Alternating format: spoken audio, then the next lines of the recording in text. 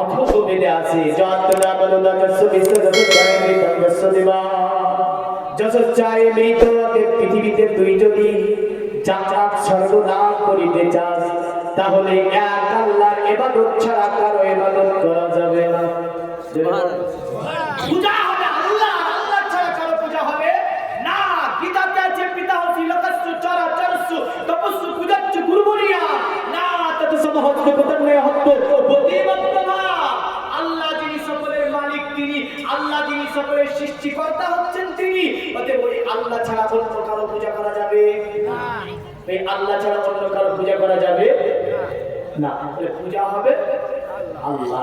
এখন আসি খাজা গরিবে নামাজ বলছে, তোমরা যে পূজা দিচ্ছ এই করে একে খাওয়াতে পারো না যে? বলে খাবে না।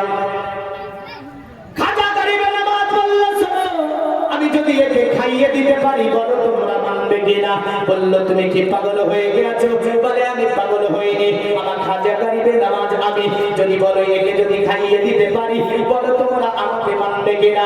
বললো ফকির তুমি যদি আমাদের এই মূর্তিকে খাবার খাইয়ে দিতে পারো নিশ্চয় তোমাকে আমরা মেনে নেব। বাপ্তদ চৌদ্দ গোষ্ঠী ধরে পূজা করলাম, জীবনে কোনোদিন মূর্তিতে খেলো না, মূর্তি নড়াচড়া করলো না, মূর্তিতে কথা বললো না, আর আজকে তুমি বলছো একে খাইয়ে দেওয়া যাবে? খাজা গরিবে নামাজ বলে হ্যাঁ যাবে। খাজা গরিবে নামাজকে বললো যদি তুমি খাওয়াতে পারো তাহলে তুমি যা বলবে তাই মানবো, আর যদি না পারো তাহলে কিন্তু আমরা যা বলবো তা মানতে হবে। খাজা গরিবে নামাজ বললো মানবে তো? বলে হ্যাঁ। বলে সত্যি? বলে হ্যাঁ। অঙ্গীকারবদ্ধ করা হলো। খাজা গরিবে নামাজ আল্লাহকে বলে আল্লাহ এই ভারতের সরজমিনে অনেক আফগানিস্তানের সরজমিন থেকে বাবার পৈতৃক ভিটা জমি জায়গা শাসুজ্জের জীবনকে ছেড়ে যাওয়ার পরে তোমার দিনকে কায়েমের জন্য, তোমার দিনকে প্রতিষ্ঠিত করার জন্য সব ছেড়ে দিয়ে ভারতের সরজমিনে আমি খাজা গরিবে নামাজ এসেছি। আমার আল্লাহ আজকে যদি তাদের সম্মুখে এই মাটির মূর্তিকে একটা কিছু খাইয়ে দেখে দিতে পারি নিশ্চয়ই সে তোমার ধর্মকে মেনে নেবে। সে তারা অঙ্গীকার করেছে, তারা করে মা করে ইসলাম ধর্ম গ্রহণ করবে। আমার আল্লাহ রব্বুল আলামিন খাজা গরিবে নামাজের দোয়াকে কবুল করে নেবেন। কারণ আপনি মনে রাখবেন পৃথিবীর জমিনে যখন যেটাকে নিয়ে আপনি গবেষণা করবেন তখন সেই জিনিসটাকে আপনি পেয়ে যাবেন। যখন যেটাকে আপনি নিয়ে ভাবনা চিন্তা করবেন নিশ্চয়ই সেই জিনিসটাকে আপনি পেয়ে যাবেন। আমার আল্লাহ বলে আমার বান্দা পৃথিবীর জমিনে যখন তোমরা আমাকে নিয়ে গবেষণা করবে আমি আল্লাহ আমাকে তোমরা পেয়ে যাবে, আর আমাকে যখন তোমরা পেয়ে যাবে আমি আল্লাহ তোমার প্রতিটা কথাই সাড়া দেব। তুমি আমার কাছে যেইভাবে চাইবে আমি আল্লাহ তোমাকে দান করব। তুমি আমার কাছে যেইভাবে দোয়া করবে আমি আল্লাহ তোমার দোয়াকে কবুল করব। আর যদি আমরা চাইতে না জানি, আল্লাহকে নিয়ে গবেষণা করতে না জানি, আল্লাহকে নিয়ে সাধনা করতে না জানি, আল্লাহ আমাদের দোয়াকে কবুল করবে না। আল্লাহুম্মা সাল্লি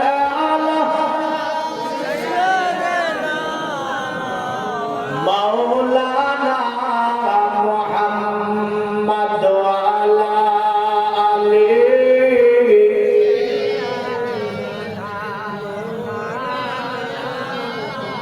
আরে একদিন তোমারি নাম মসজিদে হবে এলান।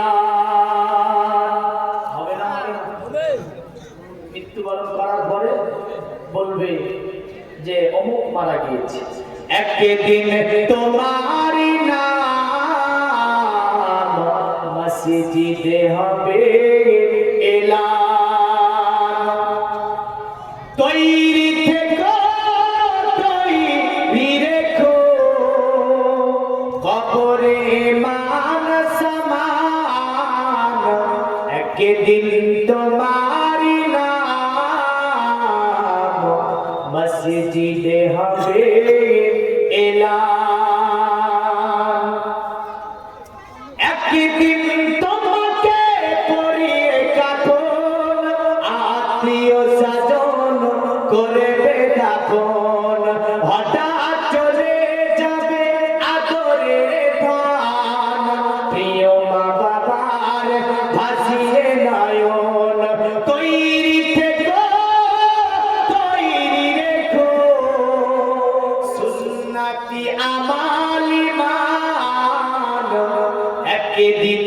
তোমারি নাম মসজিদে হবে এলান একদিন তোমারি নাম মসজিদে হবে এলান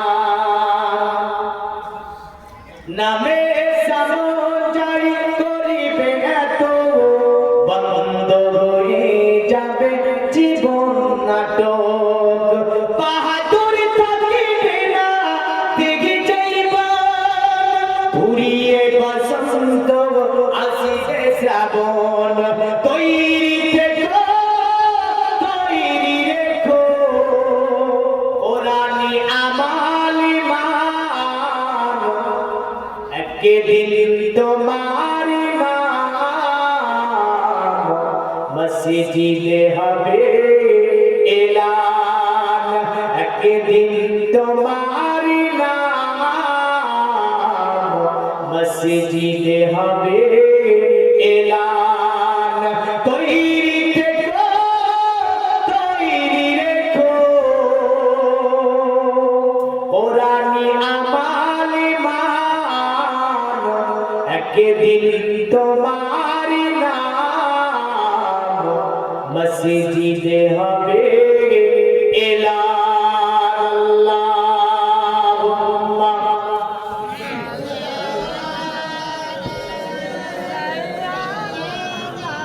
মাওলানা মুহাম্মদ আলা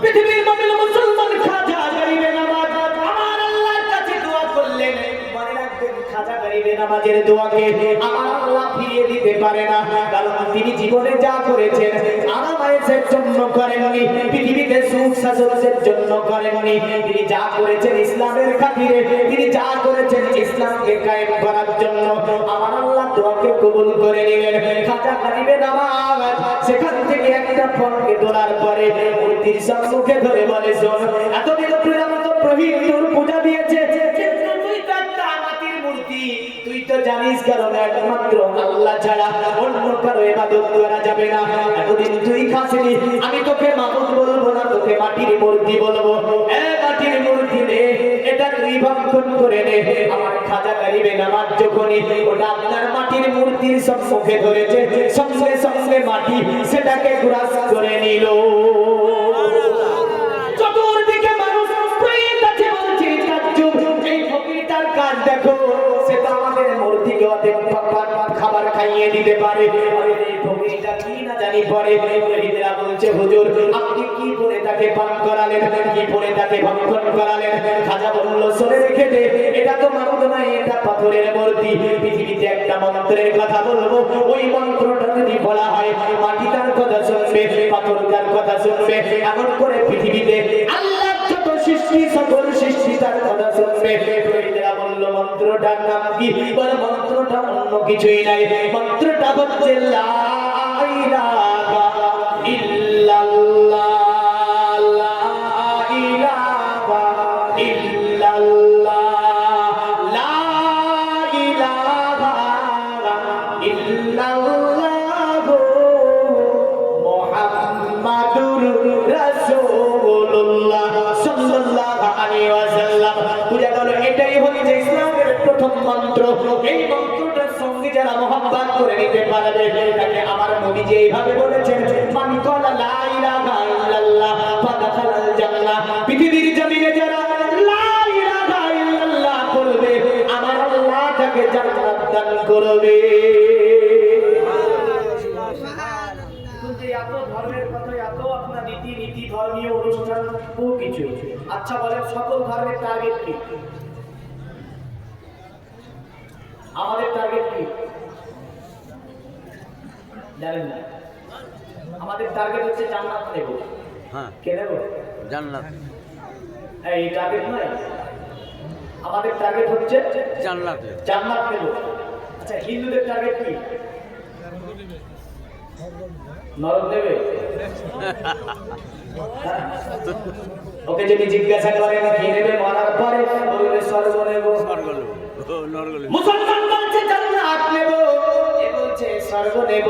খ্রিস্টানকে জিজ্ঞাসা করেন তুমি কি নেবে, ও বলবে মরার পরে স্বর্গ কি নেব, জান্নাত নেব। দালির আদিবাসীকে জিজ্ঞাসা করেন, ওরাও নরকের কথা উল্লেখ করে না, বলে স্বর্গ নেব। সকলের টার্গেট স্বর্গ নেব। স্বর্গ নিতে গেলে তো স্বর্গের কাজ করতে হবে না? স্বর্গের কাজ না করলে তো স্বর্গ পাওয়া যাবে? যাবে যাবে। স্বর্গের কাজ করতে হবে। তো স্বর্গের কাজ করার জন্য প্রথম নাম্বারে কি কাজ করতে হবে?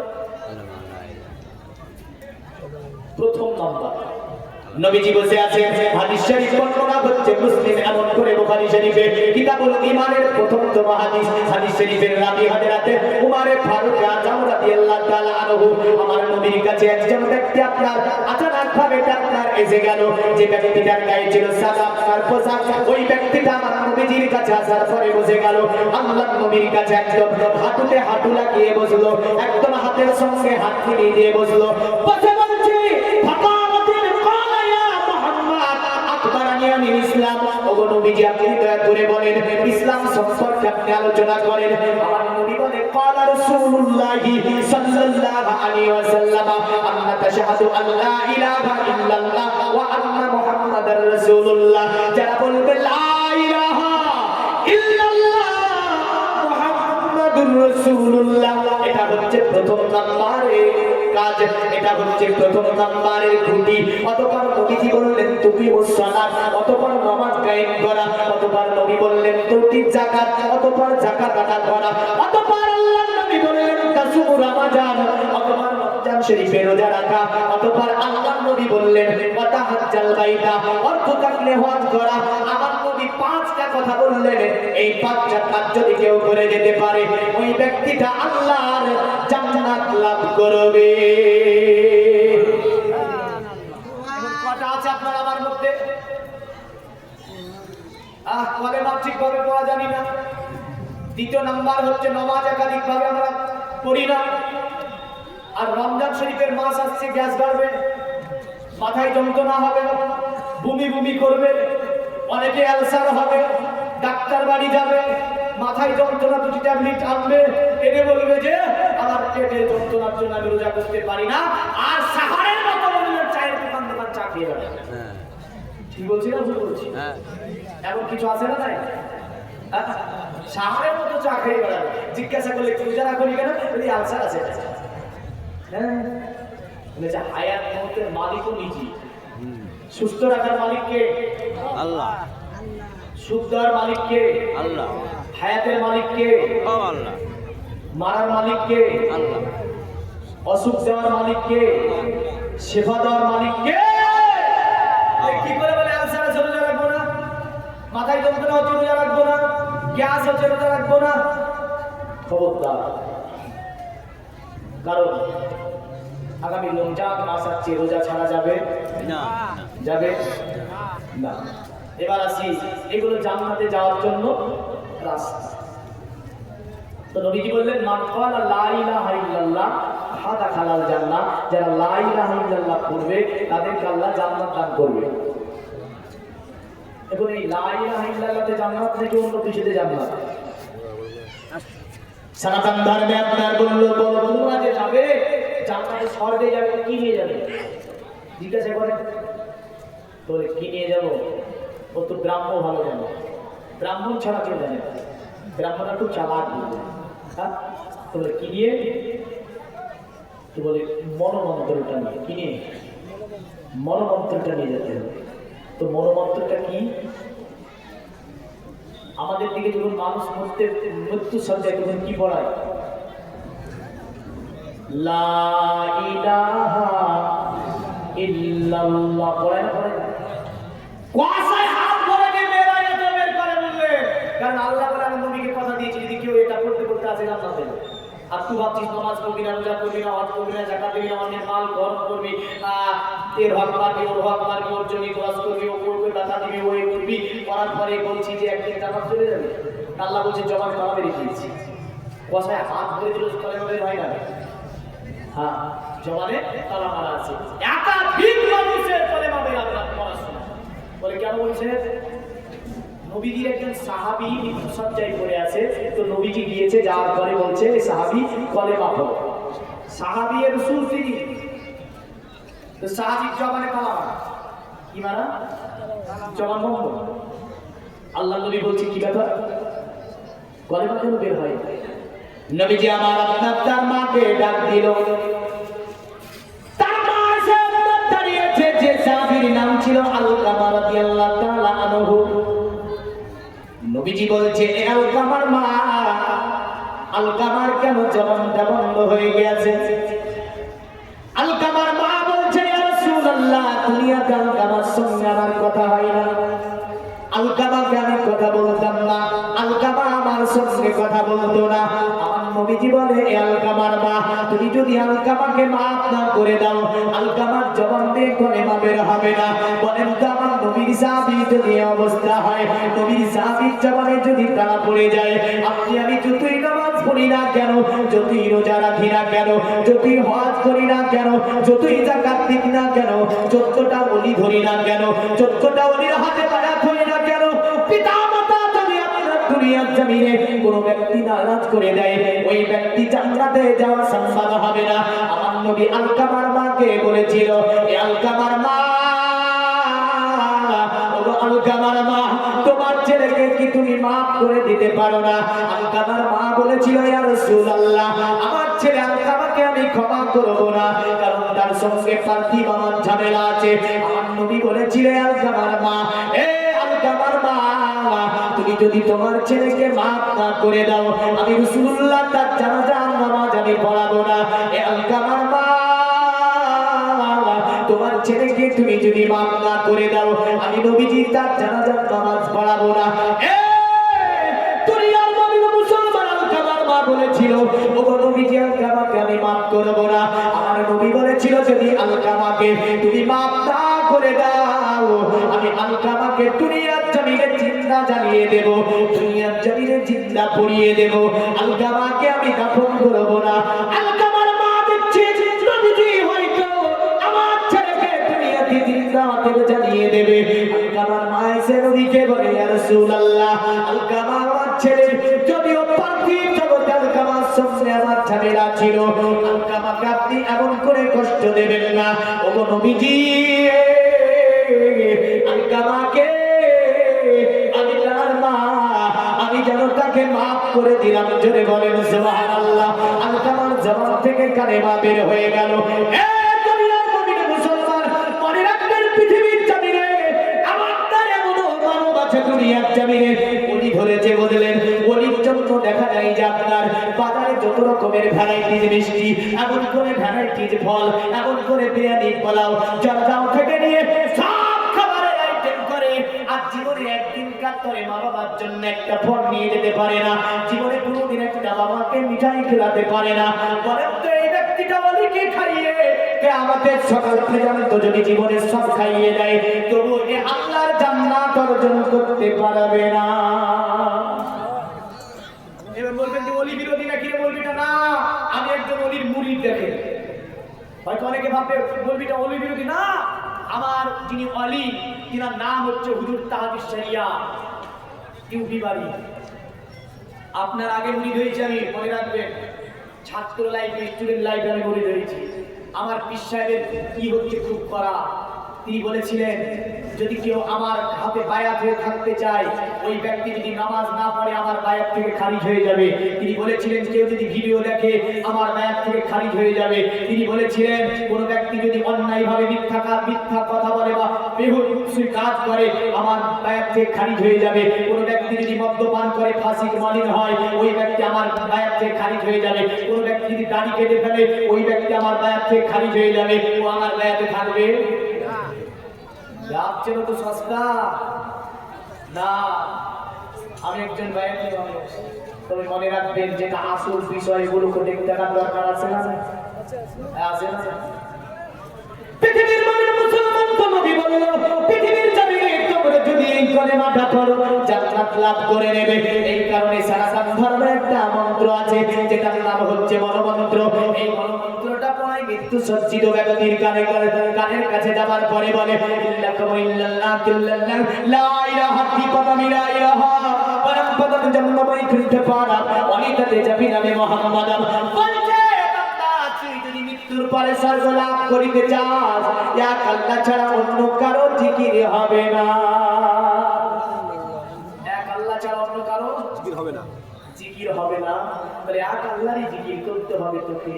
তুই যদি স্বর্গ লাভ করিতে চাস এতদিন যা করলি সব ভুল, যা করলি সব ভুল, নাচা গানা এ ও মদ্যপান থেকে নিয়ে জুয়া তাস এ ও বিভিন্ন কিছু, তাহলে সব কি করতে হবে? লা ইলাহা ইল্লাল্লাহ লা ইলাহা পরম জন্মময় কণ্ঠে পারা অনিতাতে যাবি নামে মুহাম্মদ যারা লা ইলাহা ইল্লাল্লাহ জিকির করবে তার সাথে মুহাম্মাদের নামকে জপে নেবে ওই ব্যক্তি জান্নাতের অধিবাসী হবে। জোরে বলুন, এই জিকির যারা সঠিকভাবে করতে পারবে ওই ব্যক্তি জান্নাতের অধিবাসী হবে। হ্যাঁ, খাজা গরিবে নওয়াজ থেকে নিয়ে কুতুবউদ্দিন বখতিয়ার কাকি থেকে নিয়ে হযরত ফরিদউদ্দিন গঞ্জি সাকার থেকে নিয়ে এমন করে নিজামউদ্দিন আউলিয়া থেকে নিয়ে সকলের মায়ের দোয়ায় ওলি হয়েছে। সুবহানাল্লাহ, এই করে বলেন কার দোয়ায় ওলি হয়েছে? মায়ের দোয়ায়। কার দোয়ায় ওলি হয়েছে? আর এ বলছে ওলি মেনেছি, বাবা খিদমত না করলেও হবে, ওরা কি জান্নাতে চলে যাবে? ছি ছি ছি ছি। খাজা গরিবে নওয়াজ মায়ের দোয়াতে ওলি হলেন, ফরিদউদ্দিন গঞ্জি সাকার মায়ের দোয়াতে ওলি হলেন, নিজামউদ্দিন আউলিয়া রাজস্থান থেকে দিল্লিতে 3 দিন ভ্রমণ করেন, মায়ের তত্ত্বাবধানে কোরআন শরীফের হিফজ করেছিল। জোরে বলেন সুবহানাল্লাহ। বাবা বাসমানি অবস্থায় মারা গিয়েছিল, মায়ের উপদেশ ছিল এত বেশি, মাকে মার এত খিদমত করত, মার কথা ছাড়া চলতো না তিনি, তাই তো মার দোয়া পেয়ে গেল, ওলি হয়ে গেল। আল্লাহ সুবহানাল্লাহ। হ্যাঁ, এই দেখেছেন আমাদের পিছিয়েও তাই কি বলছে, মায়ের দোয়াতে পিছায় রয়েছে। তাহলে বলেন এই পিছাবের দরবারে আসার পরে যে ছেলেগুলি মায়ের খিদমত করে না, এই যে রমজান শরীফের মাস আসবে, বাবাদের ছেলেদের কিনা ইফতারি ভ্যারাইটির ইফতারি হবে, আর অনেক বাড়িতে মা বাবার ইফতারিটা হবে কি মুড়ি দিয়ে আরো আপেল বেদানা চেরি ফল আঙুর ফল কলা এ ও দিয়ে সাজিয়ে দেবো। হ্যাঁ, ওর রোজাই হবে, বুঝলেন? ওই ব্যক্তির রোজাতে কোন কাজ হবে না। খবরদার, যে উপদেশটা আজকে দিলাম অবশ্যই মানবেন। তবে ওয়াজের যেহেতু শেষ লগ্নে প্রতিটা জায়গাতে আমি এটা বলে থাকি যে আপনারা এই কাজটা করবেন যারা কোরআন শরীফ পড়া জানেন না। এখানে অনেকে জানেন, আছে না নাই? কোরআন শরীফ পড়া জানেন এমন আছে না নাই? আছে না? দুনিয়াতে জালসার শেষ নাই দুনিয়াতে। ওই রবিউল আউয়াল থেকে লেগেছে, একভাবে চলছে। আপনাদের দোয়া বললেন, এমনি আর পাচ্ছি না, গলাতেই হচ্ছে। হ্যাঁ, আমার টাইমতে দিয়েছিল আর বললে 12টা একটার পরে। আমার আগামীকাল আমার সেই কাটিহাট রায়গঞ্জ পার করে কাটিহাট প্রোগ্রাম আছে, ফার্স্ট বেরিয়ে যাবো। তাই বললাম যে আমি একটু আগে আগে দিয়ে দেন, অলির দরবারে যেহেতু কষ্ট করে এসেছি তাই একটু আগে নিয়ে নিলাম।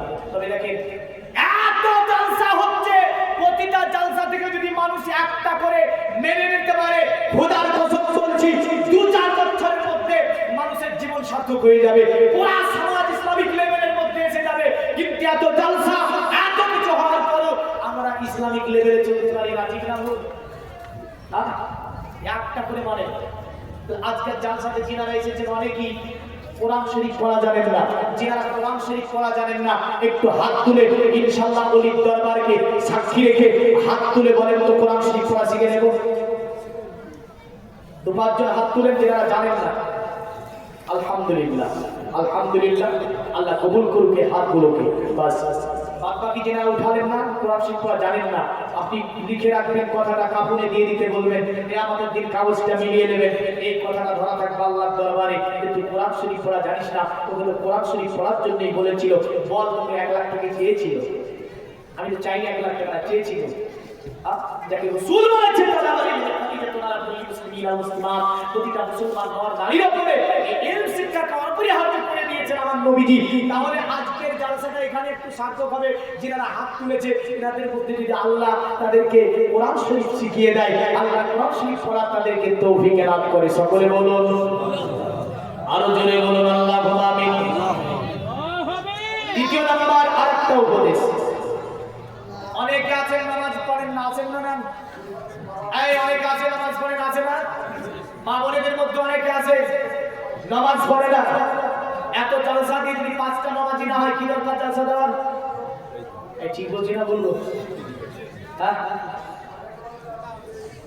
আমি মাত্র 5 জন ভাইকে দেখতে চাই, হাত তুলে বলেন তো যে আগামীকাল থেকে 5 ওয়াক্ত না পারলে 1 ওয়াক্ত পড়বো। 5 জন ব্যক্তি বলেন 1 ওয়াক্ত পড়বো কমসে কম। একজন পেয়েছি, 2 জন পেয়েছি, 3 জন, 4 জন, 5 জন, আলহামদুলিল্লাহ। এই যে 5 ওয়াক্ত না পারলে 1 ওয়াক্ত যাবেন আল্লাহর ঘরে, একটুখানি সম্পর্ক রাখেন আল্লাহর সঙ্গে, আমার আল্লাহ খুশি হবে। জোরে বলেন, কে খুশি হবে?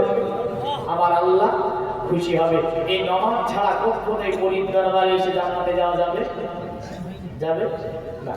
পৃথিবীর মুমিন মুসলমান আয়াতে কারিমা পড়েছিলাম, আমার আল্লাহ বলেছে মুহাম্মাদুর রাসূলুল্লাহ, মুহাম্মদ হচ্ছে তোমাদের রাসূল, মুহাম্মদ হচ্ছে আল্লাহর রাসূল। আমার আল্লাহ বলে আমার নয় শুধু তোমাদেরও হচ্ছে মুহাম্মদ রাসূল। জোরে বলেন সুবহানাল্লাহ। আমাদের জন্য যেগুলো দিয়ে গেলেন, আল্লাহ বলছে মা তাকুমুর রাসূল ফাকুতুহু ওয়া নাহাকুম আনহু ফান্তাহু, আমার নবী যা দিয়েছে সেগুলো গ্রহণ করো, আর আমার নবী যা থেকে তোমাদেরকে নিষেধ করেছি তা তোমরা বর্জন করে দাও। তাহলে তোমাদের জীবনের মঙ্গল হবে, তোমাদের জীবনের কল্যাণ হবে, তোমাদের জীবন সার্থক হয়ে যাবে। কারণ আমার বিশ্বনবী মুহাম্মদ সাল্লাল্লাহু আলাইহি ওয়াসাল্লাম দুনিয়ার জমিনে বারবার উম্মতকে বলতেন হে আমার উম্মত, তোমরা খবরদার জীবনে যে কষ্টই আসুক না কেন তোমরা নামাজগুলোকে কাজা করে দেবে না, নামাজগুলোকে বাদ করে দেবে না। তবে একটা নামাজের ফাজিলত আপনাকে শুনিয়ে যায়, তারপরে আল্লাহর কাছ থেকে বিদায় নেব। আমার নবীজি সাহাবাদেরকে বলছে এক সময়, হে আমার সাহাবীরা শোনো, তোমাদের যদি কণ্ঠনালীটাকে কেটে দেওয়া হয় আর যদি ওই সময় আসরের নামাজের সময় হয়ে যায়, তাহলে তোমরা আসরের নামাজটা আদা করে নেবে। সাহাবীরা বলছে ইয়া রাসূলুল্লাহ, ইয়া হাবিবাল্লাহ, নবীকে কণ্ঠনালী যদি কেউ কেটে দেয় মানুষ বেঁচে থাকতে পারে না, কণ্ঠনালী যদি কেটে দেয় মানুষ বেঁচে থাকবে না। ও নবীজি আপনি কেন আসরের নামাজ এমন করে বলছেন? নবী বলে আমার সাহাবীরা শোনো, যদি ও কণ্ঠনালী কেটে দেয় আর যত লোক জান থাকুক না কেন ইশারার সাথে হলো যদি পারো তুমি আসরের নামাজটা আদা করে নেবে। সাহাবীরা বলছে ইয়া রাসূলুল্লাহ কেন? আমার নবী বলল শুনে রেখে দাও, আমার সাহাবীরা আমি নবীজি তোমাদেরকে বলছি, পরের জগৎ যেটা তোমাদেরকে শুরু করা হবে এক কথায় আরামে বারজাক, সেটা আসরের সময় হবে। আসরের সময় দিয়ে আরামে বারজাক তোমার জন্য শুরু হবে, আমার জন্য শুরু হবে, সকলের জন্য শুরু হবে। এই কারণে নবীজি বলে আসরের নামাজ কোনদিন কাত্তারে তুমি কাজা করিবে না। পৃথিবীর জমিনে কোনো বান্দা যদি আসরের নামাজকে কোনদিন কাত্তারে কাজা না করে যায়, যখন বান্দা মরে যাবে, কবরে চলে যাবে, ফেরেশতা আসার পরে বলবে মান রব্বুকা মা দিনুকা মান নাবিয়ুকা মা কুনতা তাকুলু ফি হাযা হাক্কি রাসূলি মুহাম্মাদিন সাল্লাল্লাহু আলাইহি সাল্লাম। সঙ্গে সঙ্গে ফেরেশতাকে বলবে এ আল্লাহর ফেরেশতা একটু দাঁড়িয়ে দাও, কারণ নবীজি বলেছে তোমার কণ্ঠনালী যদি কেটে দেওয়া হয় তবে তুমি আসরের নামাজকে বাদ করবে না। আমি জীবনে দুনিয়ার জমিনে কোনদিন কাজ করে আসরের নামাজকে আমি কাজা করি নাই। এ ফেরেশতা একটুখানি দাঁড়িয়ে যাও, আমি আসরের নামাজটা আদা করব। আগামীকাল থেকে আসরের নামাজটা ধরবেন, 5 ওয়াক্ত না পারলো আস্তে আস্তে বেরিয়ে নেবেন, ঠিক বলছি। আর মা বোন কিনারা আছে ওই সাইডে, তাদেরকেও বলছি 5 ওয়াক্ত না পারলে 1 ওয়াক্ত করে ধরেন। দেখেন যা কিছু পারেন না কেন, নামাজ ছাড়া কোনো গতি নাই, নামাজ ছাড়া কোনো পরিত্রাণ নাই। আল্লাহ পাক আমাদের সকলকে এই নামাজ পড়ার তৌফিক দান করে। সকলে বলি আল্লাহুম্মা আমিন। আল্লাহুম্মা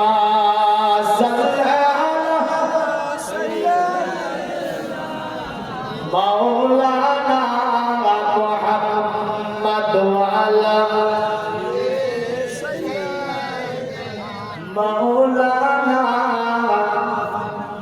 আরে চলো যাবো মদিনাতে, দয়ার নবীর দেশেতে, চলো যাবো মদিনাতে। আরে চলো যাবো মদিনাতে, দয়ার নবীর দেশেতে, মদিনাতে কে কাবারো কাবা মোদের নবী রয়েছে আব্দুল্লাহরি বাড়িতে নূরি বেলা লেগেছে দলে দলে চারিধারে ফেরেশতারা ঘুরিছে আব্দুল্লাহরি বাড়িতে। আল্লাহ পাক আমাদের সকলকে দুনিয়ার জমিনে পাঁচ ওয়াক্ত নামাজ পড়ে বলিয়া উলিয়া সুবহানাকে থেকে ঈমান আমল সঙ্গে নিয়ে ভয়াবহ করে যাওয়ার তৌফিক দান করে সকলে বলি আল্লাহুম্মা আমিন। ওয়া আখিরু দাওয়ানা আলহামদুলিল্লাহি রাব্বিল আলামিন। একটু আমরা ইস্তেগফার করে নেব।